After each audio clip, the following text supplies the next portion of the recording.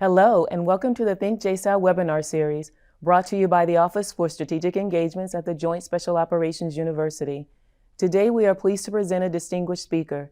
This session is unclassified and will be recorded and posted to the JSOU network. Please keep in mind that the views and opinions expressed by all participants do not necessarily reflect the views, opinions, or policies of the United States government, the Department of Defense, the U.S. Special Operations Command, and the Joint Special Operations University. If you have questions after the session, please email thinkjsou@jsou.edu.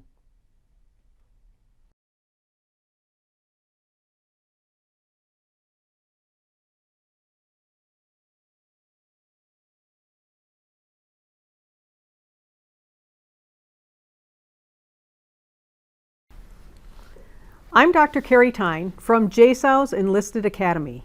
I'm here today with Professor David Whetham from King's College London, Professor Deane-Peter Baker from the University of New South Wales, and Dr. Roger Herbert, who joined the faculty of the United States Naval Academy following a 26-year career as a Naval Special Warfare officer. David, Deane, and Roger have written a book recently published by Cambridge University Press entitled The Ethics of Special Ops. This is a topic of interest to our students, our faculty, and our wider audience. Welcome, gentlemen. Thank you for joining us today, each of you in a different time zone. I'd like to start by asking each of you to briefly introduce yourself and tell us how you became involved in this project. First, thanks, Kari. So Deane Baker here, UNSW. So I'm at the Canberra faculty of the University of New South Wales, where we deliver the educational component of for the Australian Defence Force Academy. So our students here are all uniformed. So this is a familiar environment for me. This project really goes back for me, almost a decade now, when I first got invited to do some ethics education for our Special Operations Command in Australia. And I was very flattered at the opportunity, and so I wanted to be prepared. So I went and did my due diligence and dug around it and saw what research was out there on special operations ethics, and found almost nothing. And that kind of revealed a huge gap in the literature for me, and that planted the seed. I wrote a few things in the interim, but not really enough to fill that gap. And so over time, the idea of a book grew. I met Roger for the first time at a conference, and we started talking, and I thought, that there's a potential link here. And David and I have collaborated for many years, so that was an obvious link as well. And so that's really where the book came about for me.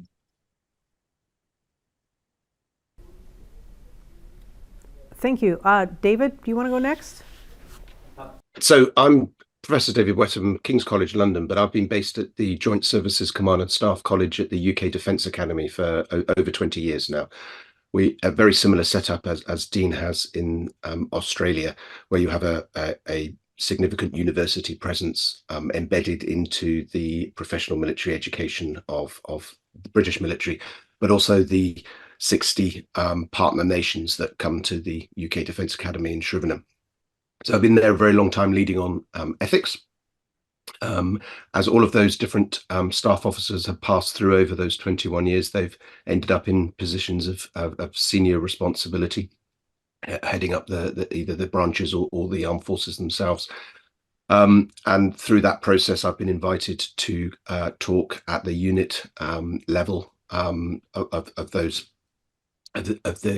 the organizations that they have taken over, and much like Deane, realized over a period of 20 years of that kind of engagement, that although military ethics was understood, the idea of specific ethical considerations for special operators, that there was just very little out there, which was where our conversations began, and where the genesis of the project came from. And I was absolutely delighted when Deane was able to introduce me to Roger, because Roger adds something very important to our academic partnership. Absolutely. So certainly, last but not least, never least, Roger? Sometimes least, Kari, but anyway, I'll echo my colleagues in thanking you for hosting this discussion, and to JSOU as well. So yeah, as you mentioned, I was an active duty SEAL for 26 years. I served at SEAL Teams 2, 8, SDV Team 2, Naval Special Warfare Development Group. My 05 command tour was at SDV Team 2, and I had the privilege of commanding twice as an 06. I commanded Naval Special Warfare Unit 3, which is SOCCENT's naval component, and the Naval Special Warfare Center, the schoolhouse for SEALs and SWCS. After retiring from the Navy and completing my doctoral studies over at University of Virginia, I joined the faculty of the Naval Academy, where I served as the Distinguished Military Professor of Ethics. And my principal responsibility in this role was running the Academy's core ethics curriculum, which is a required course for all its second-year students. I stepped down from that position in 2021. I should mention that even though I'm now living in the mountains of North Carolina and go hiking with my dog every morning, I haven't completely retired. I still write every day, and I'm a research fellow for Arizona State University's Future Security Initiative. And how, I guess, David and Deane have really hit on it, on how I became involved in this project. It was essentially an impress gang. And I'm very grateful for them bringing me into this project. Great. Well, however serendipitous, you've managed to put together an academic dream team. So all of you, your reputations certainly precede you, and we have been following and tracking your progress with this book here at JSOU. So Deane, you touched on it a little bit about why the book, but why now?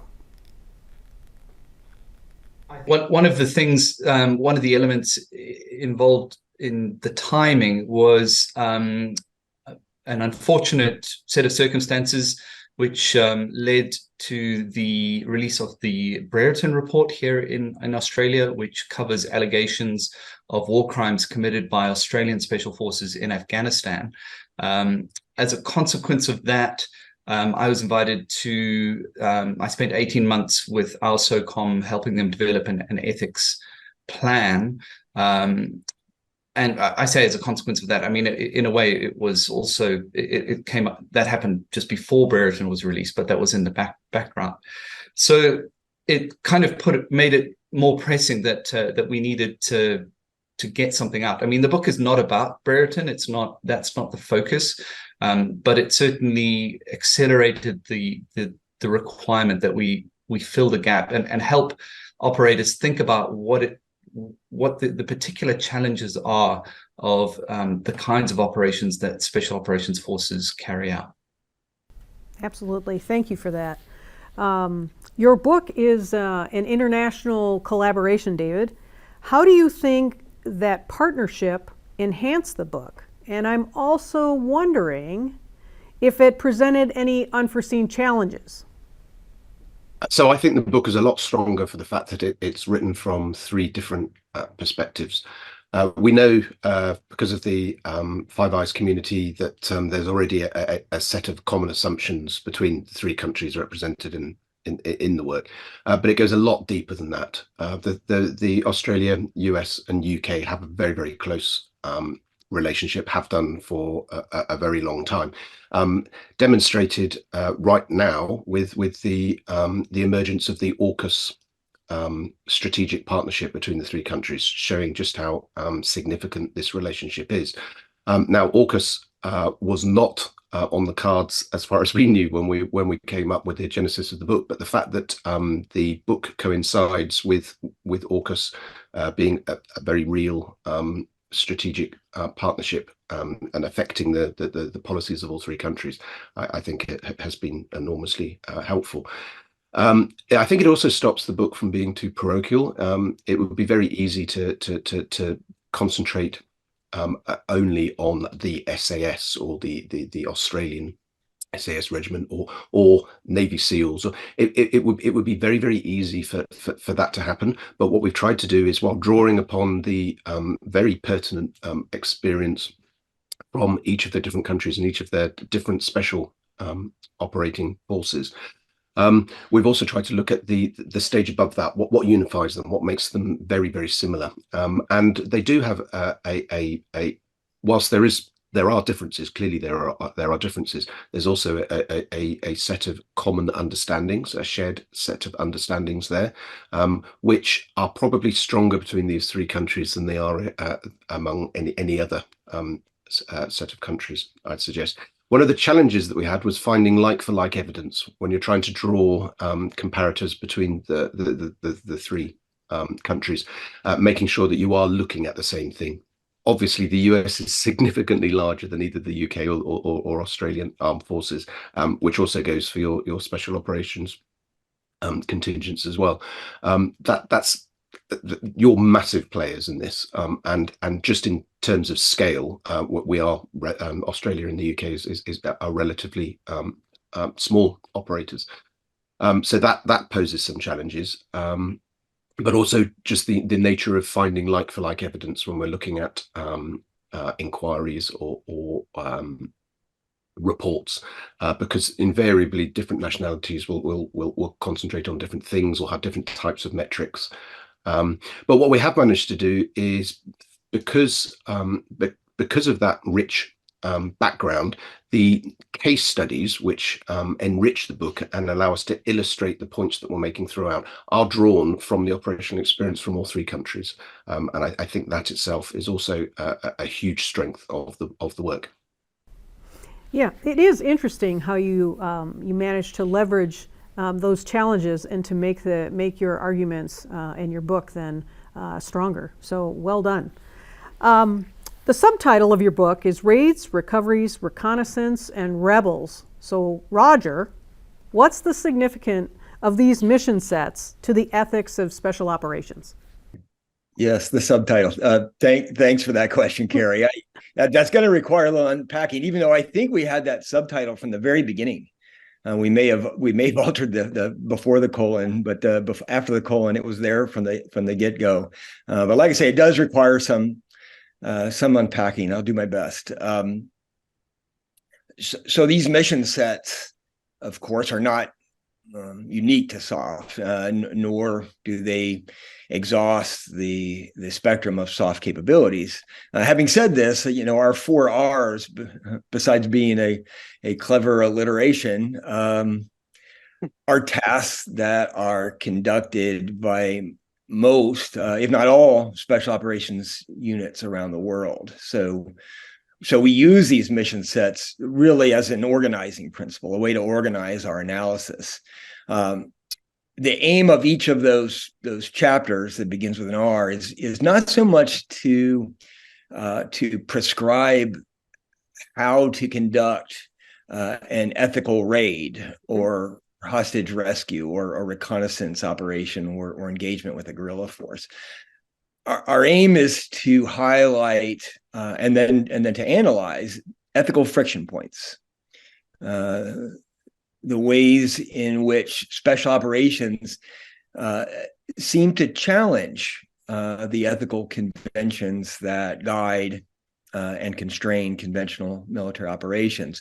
So, I can briefly go through each one of these. Raids, as I said, are certainly not unique to SOF, but there are several reasons why a military commander or a political leader would turn to SOF for a raid rather than a conventional force. And 2 stand out. The first is what one author, and I forget who it was, but one author called certain access. So SOF are selected, trained, and equipped to employ unconventional tactics, techniques, and procedures to infiltrate areas that are denied to conventional forces. during World War II. German and Italian air and naval forces repeatedly tried and repeatedly failed to destroy the British fleet anchored in Alexandria Harbor.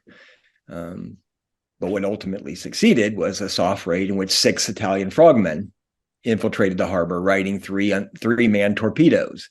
The raid sunk 2 British battleships, a cruiser, and a tanker. That's an example of certain access. A second reason to turn to SOF for a raid rather than conventional forces is the political sensitivity of the mission.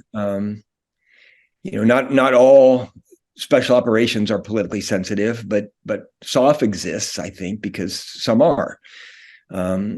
Special operations offer states a way to achieve potentially even strategic level effects without necessarily signaling a national commitment or an intent to escalate.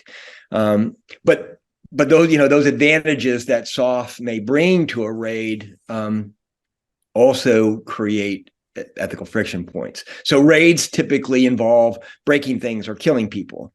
But soft raids sometimes involve killing specific people by name.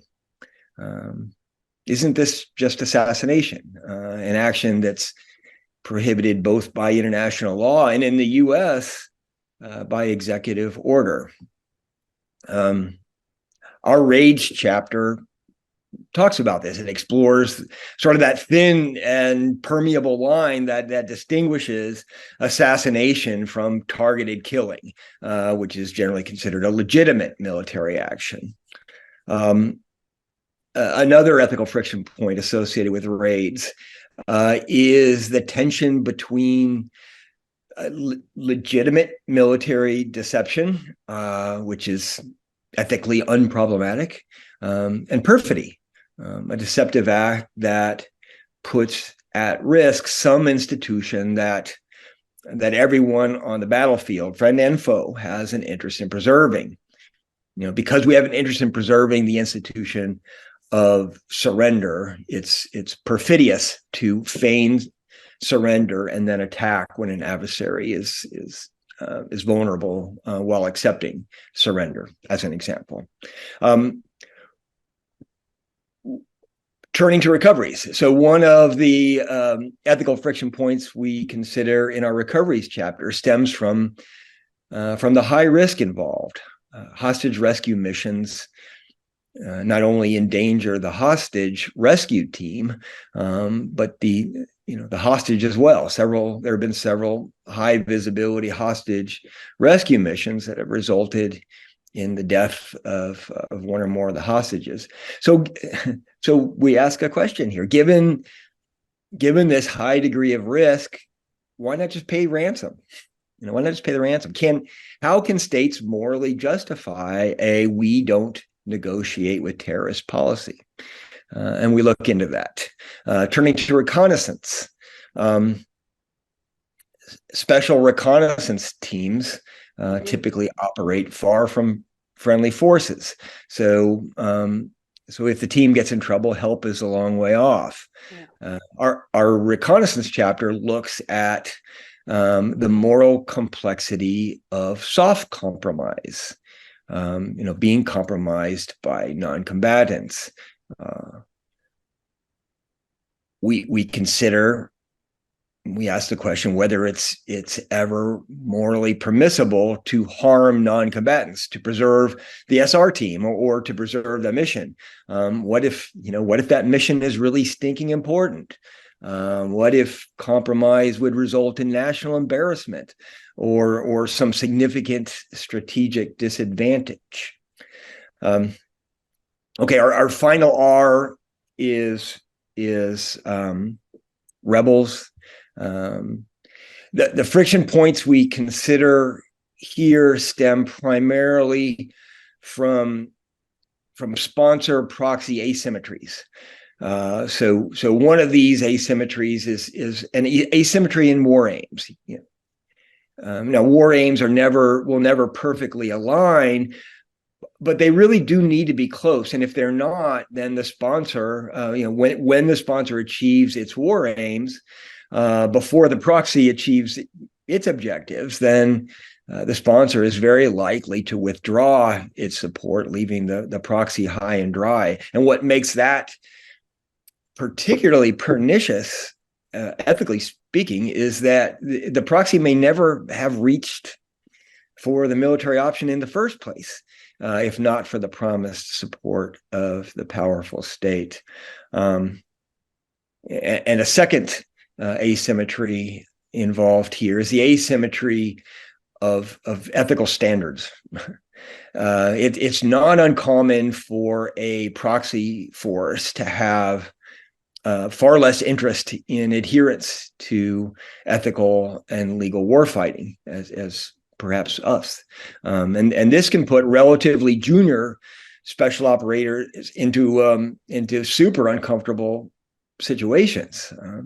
It's hard to earn the confidence of a tough guerrilla fighter while admonishing him that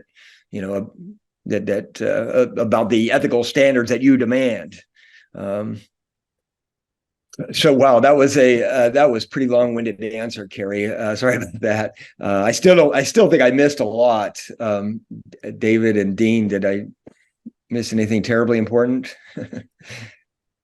I think that was an excellent survey, Roger.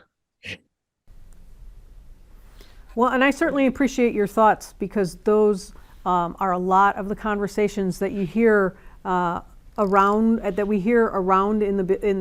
JSOU with the students and the faculty and those who are experienced special operators. These are exactly the kinds of considerations that they are considering and wrestling with. So, yep, long-winded, but everything you said was appropriate and interesting. So, looking forward to seeing what the students do with this information when it's put to them. So Chapter 7 is entitled Ethical Armoring for Special Operations Forces.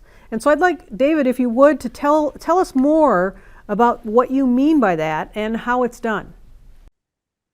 Yeah, so this is a label used to describe looking after your own people, basically. What can you do to give them the tools, the armor necessary from an ethical perspective, for what it is that they've got to do. We'll take people and we'll put them into terrible situations, impossible situations sometimes, and we train them to be extremely proficient with their weapons and their equipment, and in their team organization. But just as important is equipping them mentally for the ethical challenges that they're going to be faced with. They are going to be faced with those challenges. So what can we do? And we find that special operators are, I don't know whether uniquely vulnerable, but they are certainly vulnerable in certain ways. One of them being the risk of exceptionalism. So we know from the Brereton inquiry, and we've seen it happen again and again, the Somali affair with the Canadian Airborne, again and again, the inquiries for what has gone wrong with Special Forces units, exceptionalism comes up. And that is the idea that the best of the best they're special, so they have special rules. They have different rules to everybody else. The normal rules don't apply to them. And this is extremely challenging for these type of operators, because on the one hand, you have to accept that they're going to be doing extraordinary things. They need to know that they're the best. They need to be confident that they are different, and that the normal risks they can navigate them in a way that other people cannot do. That confidence is extremely important to mission success, but it can also lead to a sense of therefore the rules. We don't have to apply the same rules as everybody else. And that's just dangerous. That's dangerous for our own people, and it's dangerous for everybody else as well. So one of the things that we look at is how to avoid that sense of exceptionalism. There's lots of different things that you can do. But basically concentrating on the basics and making sure that the little things are the big things in many ways. But also the idea that telling somebody that they are the best leads to a sense of complacency. Whereas if you tell, if your culture is actually about striving to remain the best or striving to be the best, that's a subtly different mindset, and actually means that it's not complacent, we are the best attitude, which means that you don't have to worry about these things. If you're constantly striving to remain or to be the best, then that's exactly the type of thing that you want to do. We know how these rules apply, even in difficult circumstances, and we will apply them because we are that good. That's the attitude that you really want to get across. And those rules are important. We know that there's some terrible statistics from all three countries relating to veteran suicide, and the Special Operations Forces personnel are overrepresented in those numbers. And there's lots of different statistics out there. We cite a good number of them in the book, mainly drawn from the US, but also some from Australia, where this is a very live issue at the moment, and in the UK. If you put people into terrible situations again and again, that has a cumulative effect, and people have to live with themselves and what they've done afterwards. Equipping them in advance for those situations so that they know how to act appropriately and that they can live with what they've got to do is enormously important. So preparation, professional military ethics education, equipping people with the tools that they need is absolutely vital. It's not about slowing things down. A lot of people think about ethics as being an additional restraint, which is just going to slow people acting when they need to be acting fast. It's completely the opposite. If you're faced with a situation in which you can see that there's a terrible dilemma, or you're going to have to do something bad, but how on earth do you pick between the different bad options in front of you? If you've planned for that, if you've trained for it, if you've had a chance to think through those situations in advance, the chances are, firstly, you're going to make a much better decision when you need to in a hurry, and secondly, you're going to be able to live with that decision afterwards, rather than spending the rest of your life second guessing about whether or not it really was the right thing to do. And if I'd have known this, maybe I would have acted differently. So that's part of ethical armouring. And the last part is actually an appeal to policymakers, the people who deploy SOF on the state's behalf. And this is, I think it's Roger's phrase, but keep special forces weird. Keep them special. One of the problems is when they become the first and basically only choice, and they're using them again and again and again, and they stop being special. It starts becoming routine. If you start using a special operations unit as a garrison, as effectively as what happened with the Australian SAS in Afghanistan, they stop being special, and yet they're still trying to be special at the same time, and this leads to all sorts of terrible problems. Keep them special. They should be extremely highly trained super athletes, if you like, who can be deployed for a specific purpose and then brought back out again. Keep them special, and that's one of the ways that we can look after our personnel. Absolutely. I appreciate and applaud you as authors for developing this chapter, for taking it on, because you're going beyond admiring the problem. So offering mitigation or this ethical armoring, as you call it, I think is going to be a welcome addition to the dialogue, and certainly something we will be looking hard at JSOU, because it tracks nicely with where we think we ought to go, and we will appreciate and evaluate your thoughts on how we might go about doing that. So again, bravo. So Deane, how might this book be helpful to SOF leaders who are looking to revise and strengthen the ethics education and preparation of those they command? That's a great question, and I think you've touched on the key point. We intend it to be helpful. There's an unfortunate trend in some of academia to be sitting on the outside and throwing stones or wagging a finger. That's really not at all what we're trying to do. We know we don't have all the answers, but what we hope is that by starting to push in this direction, we've given some resources for commanders to have conversations with their teams, to think in advance. hey, when we do this kind of mission, what are the kinds of ethical issues that might come up? And hopefully we've given some of the, just by starting to work through some of the issues that we think come up, we've given some of the answers, but also given a way to try to approach those kinds of questions. Great. And now back to you, Roger. Would this book have been helpful to you as a SEAL team leader? Sure. I can think of a couple ways. So the first, I think, and I'm thinking especially back to my days as an 05 commander. And I think the first thing that if I had read this book, it would have alerted me to moral obligations to my troops that I might not have thought about before. And it goes back to David's idea of moral armoring. It's not enough that I ensure their physical and material readiness, which is really what a commanding officer, that's the target always in front of the CO's face. But a commanding officer has an obligation to ensure the moral readiness of the command. And we discussed this in our final chapter, and failure to do so, failure to attend to morally armoring the troops for war, can potentially result in dire consequences.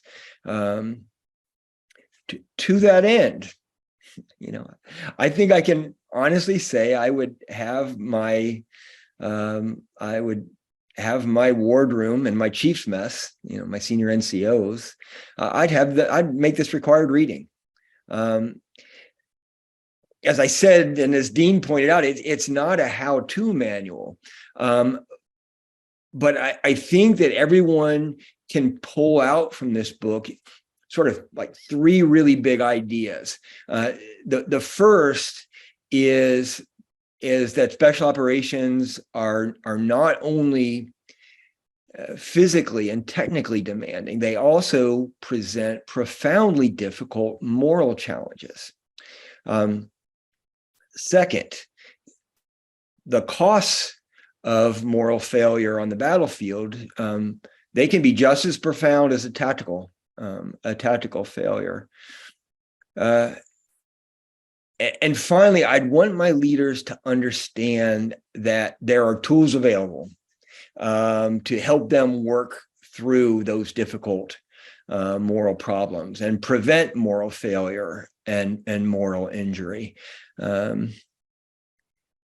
Turns out that humans have been thinking for millennia about how to fight wars, win them, and yet bring their troops home with honor as whole human beings. And those are the main ideas. Those are the big ideas that I think everybody, every warrior would draw from this book, or that's what I would hope they would draw from this book. Great, thank you for that. This has been a pleasure. Thank you, gentlemen, for writing this book, for today's conversation, and for sharing your insights with us. Before I let you go, though, are there any final thoughts that you have about this important project that you'd like to share with the JSOU audience? Kari, one thing from me, I think one important part of this for me is that the book doesn't end the project. Our final chapter is about exploring factors that impact on ethical decision-making in the field. This is an area that we think is very significantly under-researched. And that's a commitment that we've made, is to try to move from just thinking about the kind of the pure, almost philosophical ethical questions, but also to looking at the empirical factors that sometimes can cause a good person to make a less than ideal decision. We have some of that information in the psychology literature, but really not enough that's military specific. And that's something that we are pushing towards and want to do more of. So for us, the job isn't done. There's still plenty to be done out there. I have one additional thought as well, now that you ask. One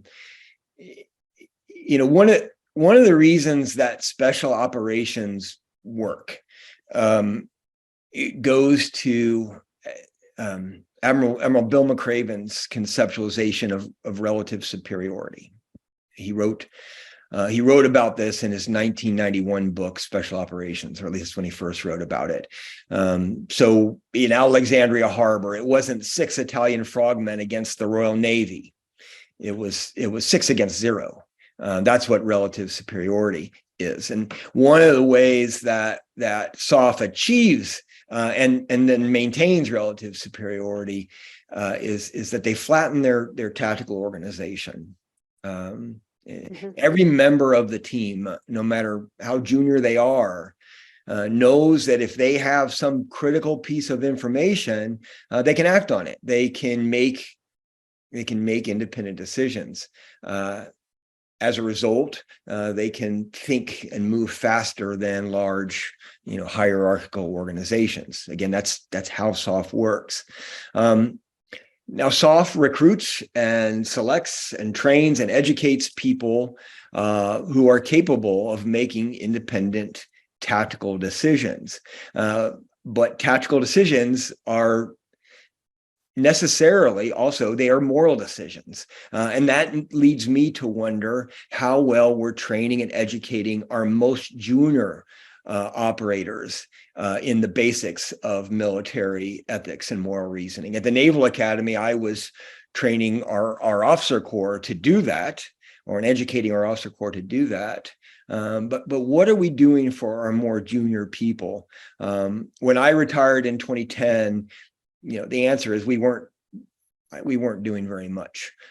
So I guess I'll throw that question and that challenge out to the JSOU universe. How are we doing, and can we do better? Last word, David? I think that last point from Roger is really, really pertinent. We've been saying for the last 20 years that we spend a lot of time focusing on officer education, and we think that training is sufficient for enlisted personnel. And training is brilliant. It's very important. It's not a matter of training or education. But the point is you need both. Training gives you specific answers to specific problems. Education gives you the tools to work out novel situations, how to navigate novel situations.